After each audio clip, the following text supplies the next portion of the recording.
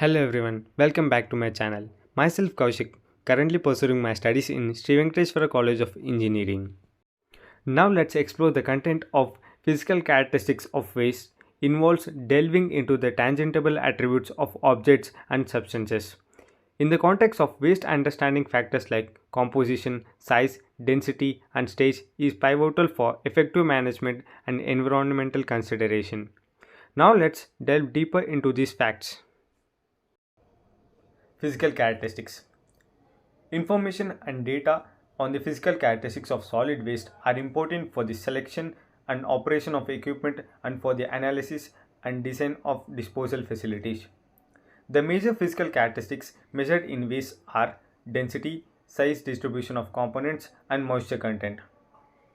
Other characteristics which may be used in making decision about solid waste management are color, voids, shape of the components, optical property, magnetic property, and electric properties. Density or specific weight. Density of waste, that is mass per unit volume, is a crucial factor in the design of solid waste management system. For example, the design of sanitary landfills, storage, types of collection and transport of vehicles, etc. To explain an efficient operation of landfills demands compaction of waste to optimum density. Any normal compaction equipment can achieve reduction in volume of waste by 75%, which increases an initial density of 100 kg per meter cube to 400 kg per meter cube. Physical characteristics because of the densities of solid waste vary markedly with geographical location, season of the year, and the length of the time in storage. Great care should be used in selecting typical values. Municipal solid waste, as delivered in compaction vehicles, have been found to have a typical value of about 300 kg per meter cube.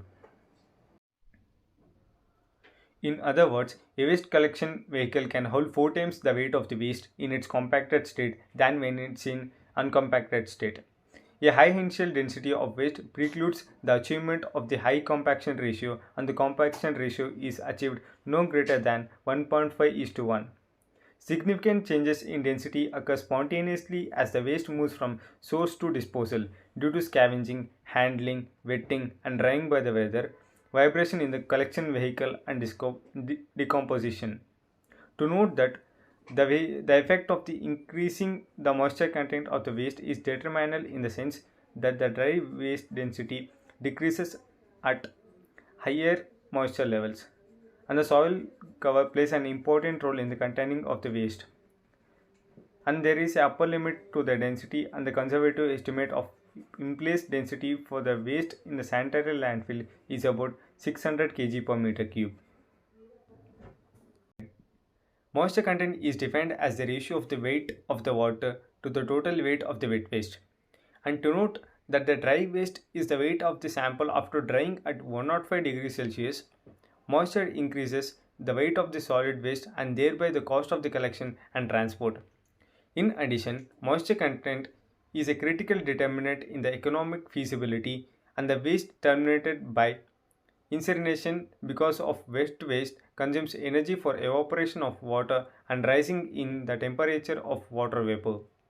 In the main, waste should be insulted from rainfall or other extraneous water. And now we can calculate the moisture percentage using the formula given below. Moisture content is equal to the wet weight minus dry weight by wet weight, and the whole percentage is taken, where the M represents moisture content in percentage and the W represents the initial weight of the sample as delivered in kgs, and D be the weight of the sample after drying it at 105 degrees Celsius per kg. Size. The size and size distribution of the component materials in solid waste are an important consideration in the recovery of the materials, especially with mechanical means such as trommel, screens, and magnetic separators. Measurement of the size distribution of particles in waste stream is important because of its significance in the design of mechanical separators and shredders. Generally, the results of the size distribution analysis are expressed in the manner used for soil practice particle analysis, that is to say that they are expressed as a plot of particles size in millimeter against the percentage less than a given value. The major means of controlling particle size is through stratining. Stratining increases homogeneity, increases the surface area or volume ratio, and reduces the potential of preferential liquid flow paths through the waste.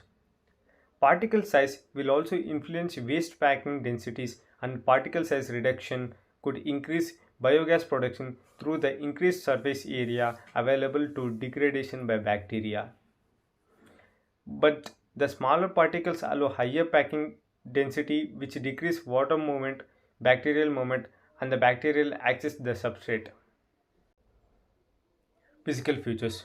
Optical property can be used to segregate opaque materials from transparent substances which would predominantly contain glass and plastic. Magnetic separators are designed based on the magnetic characteristics of the waste. Moisture content is essential for leachate calculation and composting. Density is used to access volume of transportation vehicle and size of the disposal facility. Shape can be used for segregation as flaky substance will behave differently compared to non-flaky substance. Conclusion. The physical characteristics of waste play a crucial role in its management.